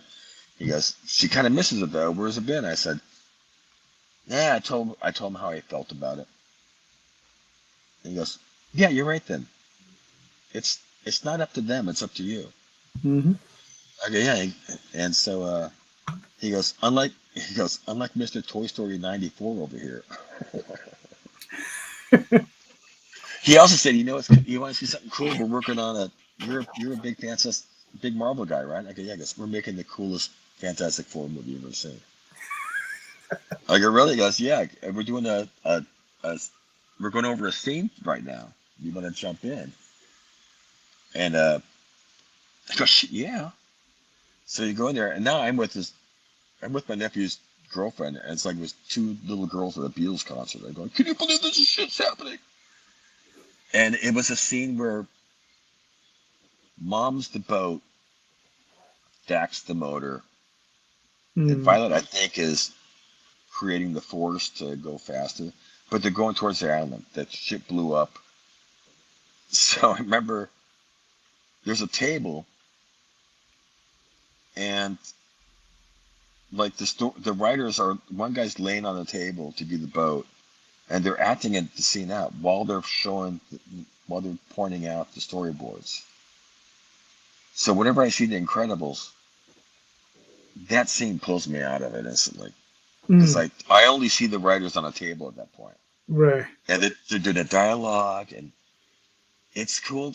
I always think that when they make animation, it's here's the script, here's what we do. Like all the departments are separate. But in this room, it's everybody, and it's all the production people who are saying, all right, we're going to have to work on water and how a boat affects water and splashes. And so we'll have that team do this and that. And it was fascinating. And then we got in the car. And I go, I'm really sorry I told you to keep your shit together because I clearly don't keep my shit together. It's like you're laughing so hard. That's the shit I like to write about. That's the... God, I don't want to write about the ninth time that, we couldn't figure out how to get out of the parking garage. And if I had I don't want to celebrate issue 100 of that series. It's not meant to go 100. It's a Volkswagen. It goes so far, and then you right, get a new car. And with Chica Carper, I sent it to Image. Never heard back. I sent it to IDW. That I had a sequel. Right. Never heard back from IDW. I tried everyone. For people who want to have a physical copy, hey, we tried. But everything's corporate now, and you got to know 60 people to get in, and nobody writes back, nobody tells you feedback, none of that stuff. So one of my students is does online strips on Patreon, and I noticed that Keith was doing it also, and so I thought I would do it. So I put the sequel on Patreon for I think $20, Right. and I made $300 Uh-huh. on downloads. And it's tricky because for some reason the link expires, which I don't know why it's doing that. So when people write to me and say, "Hey, I bought this, but there's no link," I just send them a fresh link. But to see 300 and something dollars when I was Hmm. seeing nothing Right. on books I love making, you know? Yeah, I mean, that's crazy. So when you were doing stuff through Image and IDW, that was all those are all back end deals, right? There's no front end cash. No. Right. The only thing is that you own the rights. You own the media rights, which is nice. Right. Uh, I know that when I work for Marvel, they're taking everything I'm coming out of my head, so I limit how many new characters I write. Oh yeah. Hmm. I'm using your toys if you want to do this. I'm not gonna. Oh yeah. Hmm. I don't want to get Rocket Raccoon on the deal, you know. No. But with my books, I don't know. I felt like I was a really good chef at Benihana, but then when I was making my home cooking, Mm. people were loving it, but no one was. I wasn't getting any money back from it. Nobody was You know? buying. They were willing to eat it, but they weren't buying. Yeah, but everyone was reading it. Yeah. You know, I mean, have you ever considered doing something like Kickstarter or like an Indiegogo or one of these other platforms? I would, but Jesus Christ, when people go on a Kickstarter, it gets so annoying because every post they make is like, "Hey, we're this close, we're this close, we're this close, we're this close, we're this close." Yeah, yeah. I don't want to be that guy. Hmm. I'm not really in it to. I just want people to see my books, you know. Yeah. So she said, Polly, my student, she's in Puerto Rico. She goes, "Why don't you just go to Patreon?" Hmm. I go, "Oh, I can't do it, man. I gotta format everything." She says, "No, you don't. You just hit some buttons." Hmm. Every time I tried to shit on it, she would say, "Actually, no, that's not the case. People will come find you because you, whether you want to believe it or not, you got a name." And I remember putting that book online, going, "Oh, fuck, here we go." And all of a sudden, I had $300 in my pocket. Hmm. That's such a confidence builder to make more books, you know?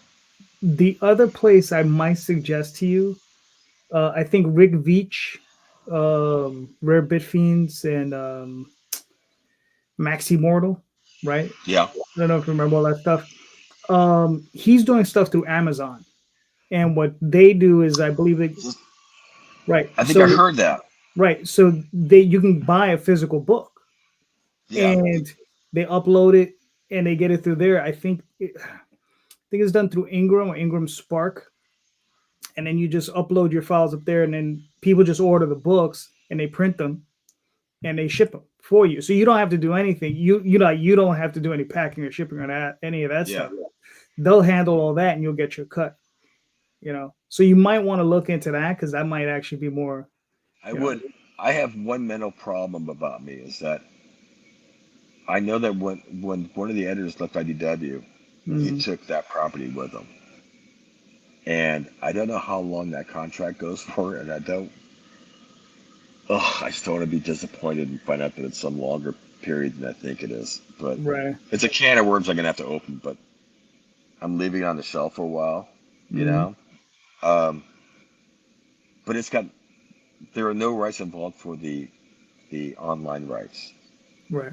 and Oh, okay. so, um, but yeah, normally I think Paulie told me about that, how they handle all that stuff. They take the cut. I'm fine. I'm fine with people taking their cuts. But Mhm. dude, I'm making the meal. Right. How come this chef doesn't get a fucking penny in the end? It's Uh, no one working for a publishing company is putting in the hours that the people working on the fucking books are putting in. mhm. Yeah. They do it 9 to 5. My book comes in. They spend maybe 2 days on it, and then off you go. And yet, 60, 70% goes we're taking the risk. Well, fuck, man. Reprint my books. My book sold. Mm-hmm. I never got it. Marvel, though, I've had the Spider-Man book. I think it's Web of Romance. It was in Italian. It got translated, which I think was really. I got the book on my Yeah. shelf. We went to Paris one year, Mm-hmm. and I didn't know about the Latin Quarter. Mm. But it was during my birthday. Oh, no. It was for Valentine's Day. And she said, for Valentine's Day, I got you a special present. We got on the train. She goes, we're going to the Latin Quarter. I go, what's that? She goes, you're going to find out. Dude, it's just all this, like a bunch of streets that converge. Mm-hmm. And on every corner of that intersection is an album comic shop. Nice. So then you go down the street and it's all manga stores. Go down this street, it's all American shops. Go down here. She looks at me and she goes, we're going to spend all day here. So you can take your time. Mm-hmm. And I remember walking in the album shop, Album Comics, and it was the amount of women looking at comics was very impressive. Just hanging out. The amount of couples on date night going to the comic shop. Old people looking at graphic novels. I got in the black set, I think, Mm-hmm. when I was there. So then she comes up and she goes, Mita, why don't you go over there and ask them if they have any copies of your book? I looked at her and go, why did we have to shit on every trip that we go to? Why? Just, you know what the answer is? It's going to be, none. You do not have anything. Who are you? Tap, tap, tap, tap, tap. No. Tap. Mm-hmm. So I walked over there, and I'm like, I make comics too. This guy says, to his credit, the guy was real nice. He goes, what's your name? I go, Mm-hmm. we have 20 copies of your books. Would you like to sign them? Would you like to sign some of them? I go, I'll sign every fucking book you got. And they had all the Fantastic Four books. They had True Story. Right. I remember getting emotional because my dad fought in World War II. Mm-hmm. And we're walking the streets, and at this point, we're going out to dinner and, closer to the hotel. And they have those cobblestone streets, and it's just Paris. It's night. I get it. Yeah. I It's totally know beautiful. why people love this fucking city. Mm-hmm. But at the same time, I'm on the same streets my dad hung out Mm-hmm. when he was 19 and didn't know if there was going to be tomorrow. And, and yet my books are selling in the shop Mm-hmm. that's able to do business. It was just weird. We were having dinner at this little cafe, and she goes, "You've had a day, huh?" I was like, "Oh, I'm so wiped out. I'm so." It's so hard to ask people if they read your work. Mm-hmm. It should be the easy thing. My name's Nah. Tom. Do you read my stuff? Here's a list. But instead, man, don't bring it up, Lily. Don't. I don't want to see him go like, "Nope, never heard of it." When Will Eisner said, "Nope, you're right, never heard of it." I was oddly cool with it because I go, "Yeah, you wouldn't, you know." But then I had a couple from Arizona drive all the way from Arizona to San Diego to meet me because True Story had a profound effect on his wife. She lost her father, and there's a scene where she lost her parents, and then she was going to move. It's hard to move away from where your parents are buried. And I did a page where I'm saying goodbye to my parents at a cemetery that I wouldn't even go to. Mm-hmm. And yet I had to say goodbye to them. And this page affected her huge, helped her get past her grief, the whole thing. Her husband told me that she's losing her shit crying. Right. Keith Knight is in the booth next to me. And Keith loves to sell original art. Mm-hmm. Him and I both know I have that page in my portfolio box in my bag. So I look at him and he goes, dude. I go, you know what? I'm gonna take your dude. I'm gonna up you. So Mm-hmm. I put it in the sleeve. I signed it. I said, "Dear Mary, please take care of my baby." That's all I asked. Right. And I put it in the sleeve. She doesn't know what's going on. She's crying. I show it to him. He goes, that's the page. That's the one." He goes, "Oh man, this is incredible." I go, "Do you see what I signed?" And he goes, "Dear Mary," and he looks. He goes, "Oh my God, look what he did. Look what he wrote." And she goes, "That's the page. That's the page." He goes, "No, look what he wrote. He's given this to you." Mm-hmm. Just, "Oh, we don't have any money. We spent all the money on gas and getting a hotel." I go, Right. I know how much this thing is." I go, "You get to keep it, man. You don't come to my table and cry over something I drew and I'm gonna charge you $300, you know?" Mm-hmm. And she gave me this big hug. She was holding this thing like it was her baby. People watching this whole scene were getting emotional. And she leaves. I just remember looking straight ahead. Keith texts me. I go, "I'm not looking at you because I'm not going to look at your disappointment in me." He goes, "No, I see why you did it." He goes, uh, "Yes, you're just too emotionally involved in your books to whore them out." So getting the reaction with something, I'll take $300 and blow it on a fucking Godzilla statue. right. But man, I just remember I'd go home from those experiences and just go, "Hey, I'm going to be up a while. Mm-hmm. I'm going to put some." We'll put some The time. comic strips, yeah, comic strips will get emotional, and even more so because I only got like 10 panels. Mm-hmm. You know, you got to get everything down in 10 panels, man. And then you do a book, and it's like going from TV to movies. You got this, yeah, 64 pages, man. I dare anyone to write 64 pages of anything. Mm-hmm. When you get to page 30, you go like, "Oh fuck, where am I going with this?" Yeah. Yeah. You Well, know? yeah. When I tend to write, I just write. I don't set myself a page limit or anything. I just write Yeah. the story. You know what I mean? Do you bounce around? No, no, mine's are typically linear. So if it's the one story, like Yeah, with the Oswald, that was a very bounce around type of thing. I started in the middle of the story instead of the beginning. that's what I do. Yeah, and then that ended up being a little bit insane. But I'm finally at a point where I'm hopefully in the right track to finish it. So yeah. I know in Chic Harbor, I had the mother who was distraught, was just sort of blank on her own mentally, and she was Mm, sitting in a chair. I think we were sitting in a chair so much that I just didn't know what to do with her. mm, Um, and then even that character. Listen, man, people who don't make books, the characters we create talk to us daily. yep. They have a dialogue with us. And at one Mm, point, this mom went, "Hey, man, if you got nothing for me, I understand. I'll take off." So midway through the book, drops dead. right. And it was such a great moment in that book because she's on the beach, and the minute she gets the text, she's leaving as Chica.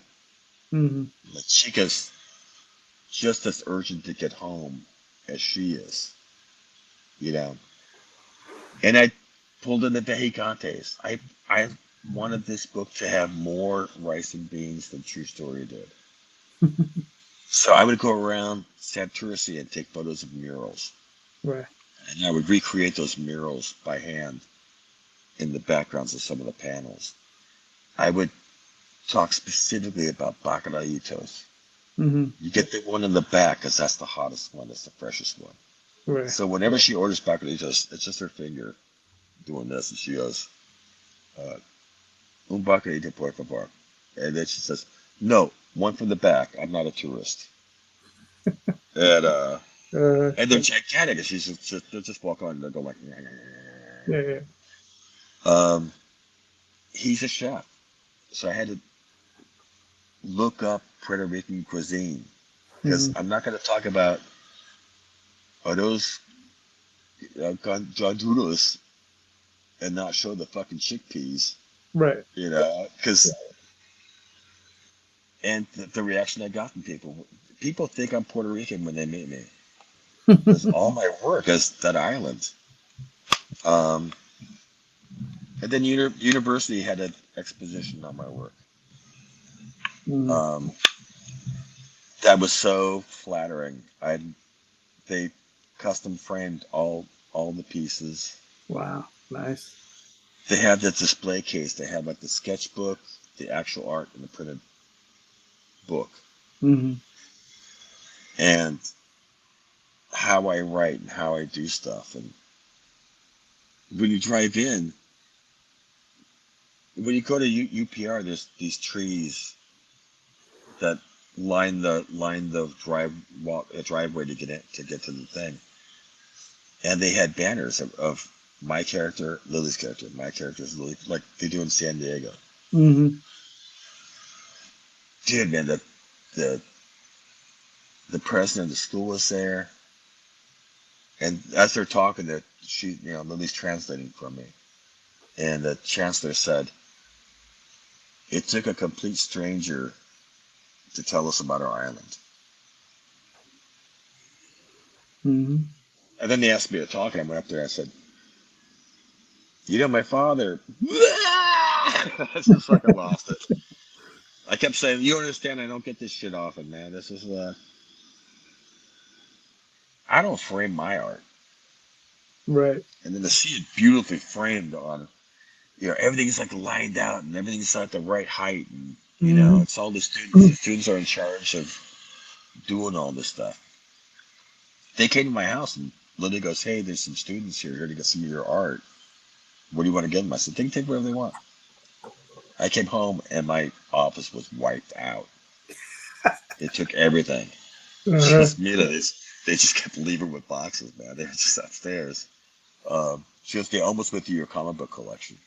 Because my man, thing goes back from the late '60s. Right. So they were like, "Ooh, check this out, Spider-Man for Spears Mysterio."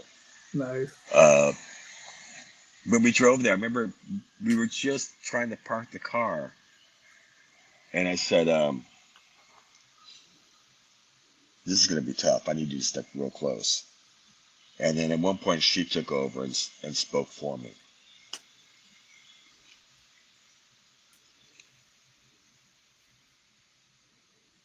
It's a beautiful island. It is. Hmm. Just cool it off a little bit. Yeah. All right. Let me have a Tom, picture. I don't want to cut you off, but we've been at this for a little bit, right? And Yeah, yeah, yeah. before we go though, before we go, uh, I got a little game that I always play with my guests, right? And Yeah. what I do is I give comparatives, and so I'm gonna just give you two things, and you just pick one. It'll be Okay. at random. It's very random. It's a very geek game, right? So I don't know exactly what you're into, but I'm pretty sure you're into some geek stuff, right? Oh, sure. So so D&D, all that stuff. yeah. So I'll throw the softballs first. I'll throw a couple of softballs, so we'll measure it. Um, Captain America or Batman? Um, Boy, I used to be a Marvel zombie man, but I gotta say, absolute Batman's pretty fucking great. And I haven't read Captain America in quite a while. So I All would right, say Batman in that case. all right. Bone or Cerebus? Ooh, Cerebus has all that cross hatching, man. It does. Yeah. And Sins, man,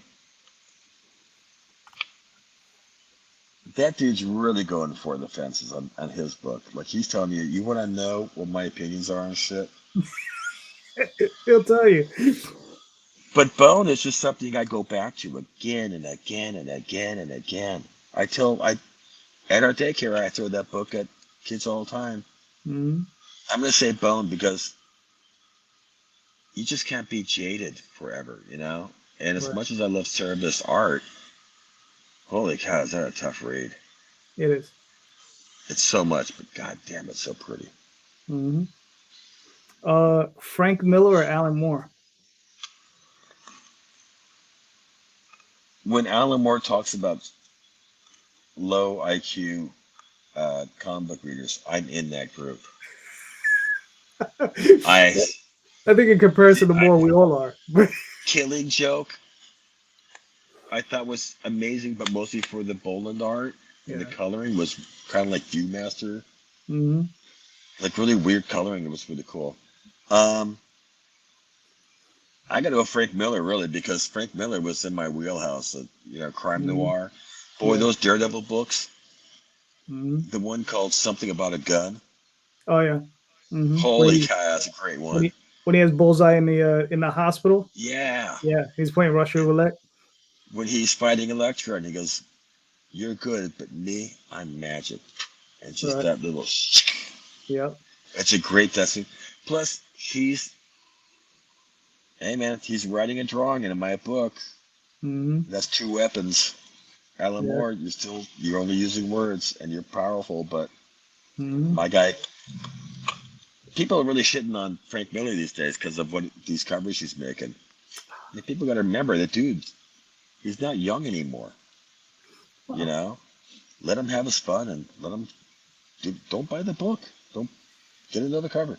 You know what's funny about that is I see those covers and I'm like, Frank is just messing with you guys, right? Because Yeah, it's like here it is. He knows he's one guy amongst 30 covers, but he does his thing drawing that cover that way. And who are you talking about? Are you talking about any of those other covers? You're talking about Frank's cover. And I think that's his genius. Like he gets you to see him.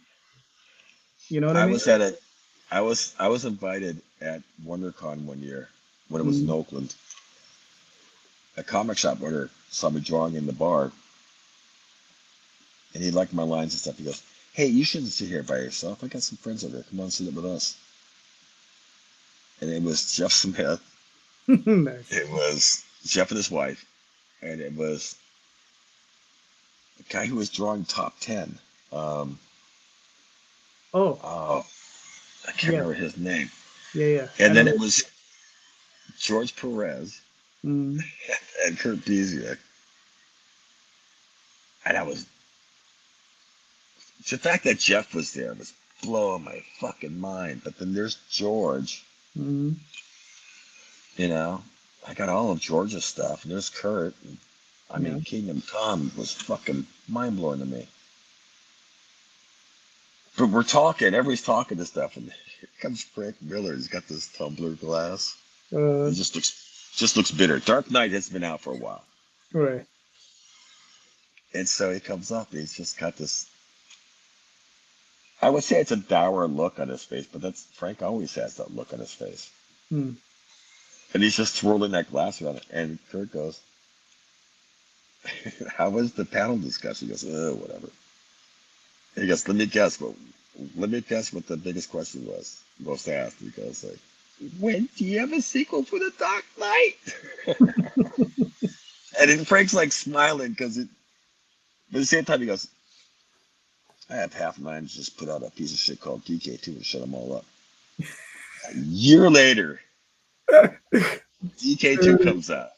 Uh, And everyone's looking at, we're at Metro, and everyone's opening that book up, looking at it, going, "What the fuck is this? mm. What? Oh, no way." And I'm over there going, that dude did exactly what he said he was going to do. So, in that case, I'm going to go Frank Miller. Gotcha. Yeah, yeah. Yeah. Um. Hmm. Let me ask Wally. you. Let Uh-huh. me ask you. Great. Uh,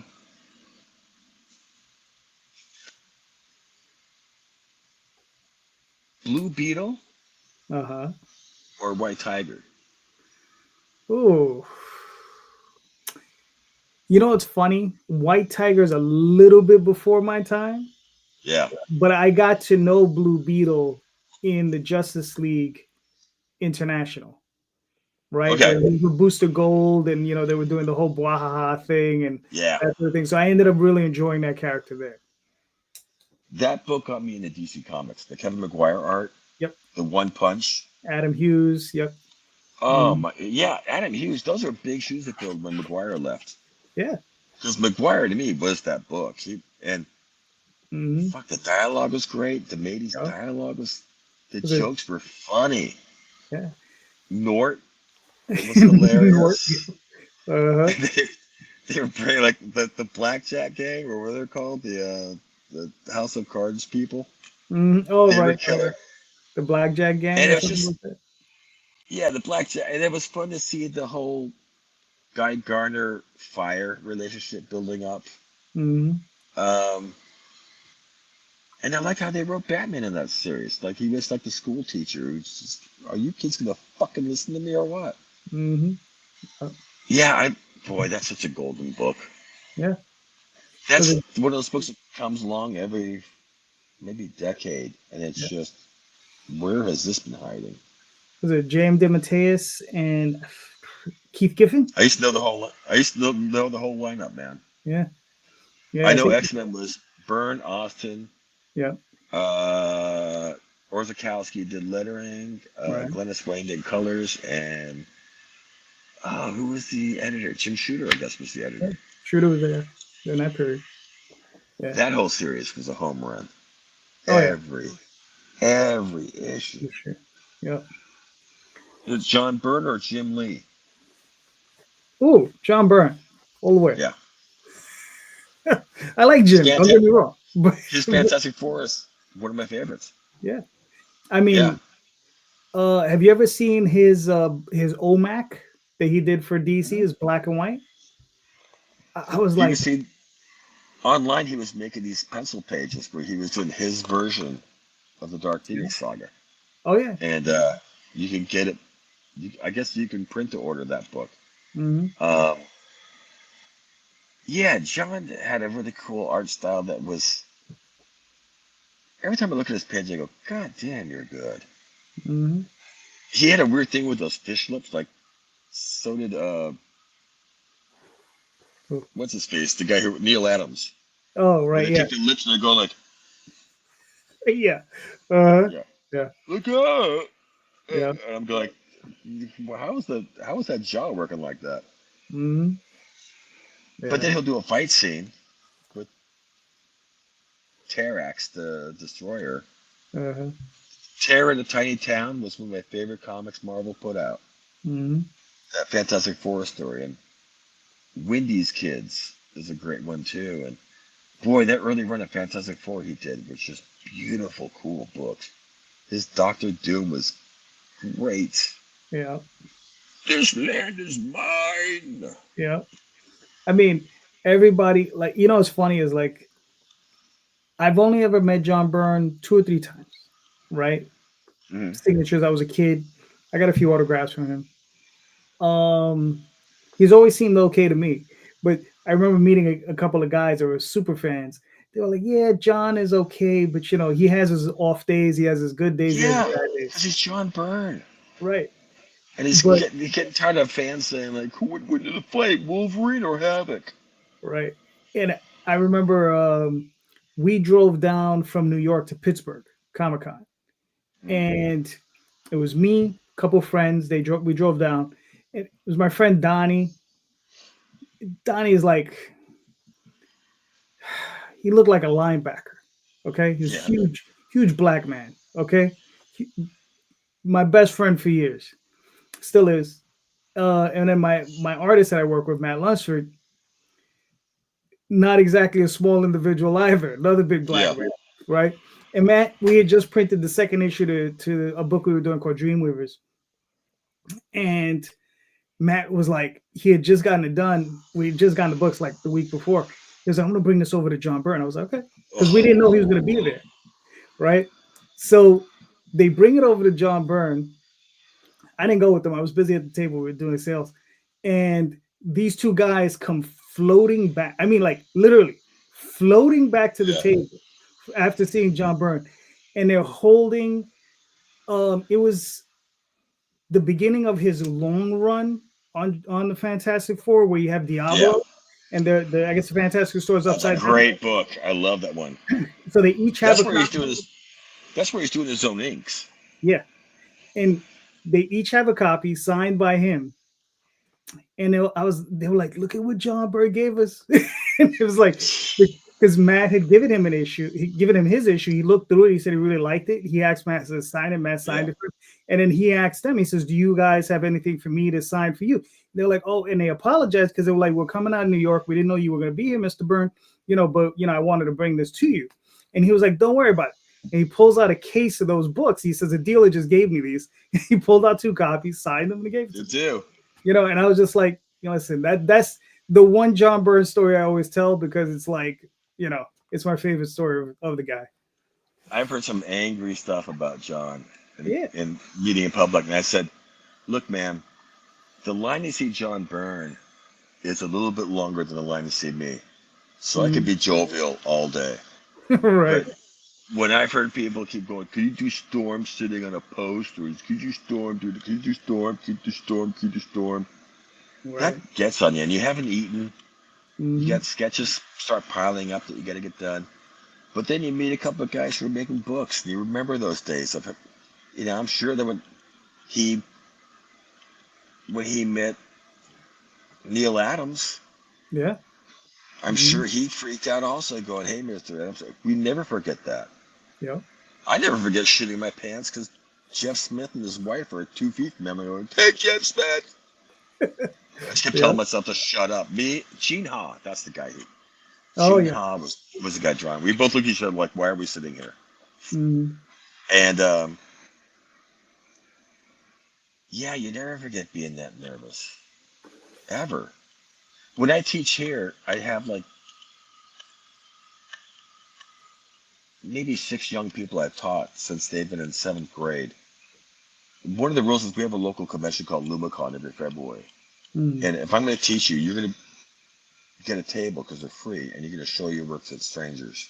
Right. And you're going to learn to get criticism and learn how to sell your work. Man, in like 2 years, those kids were wheeling and dealing at that convention.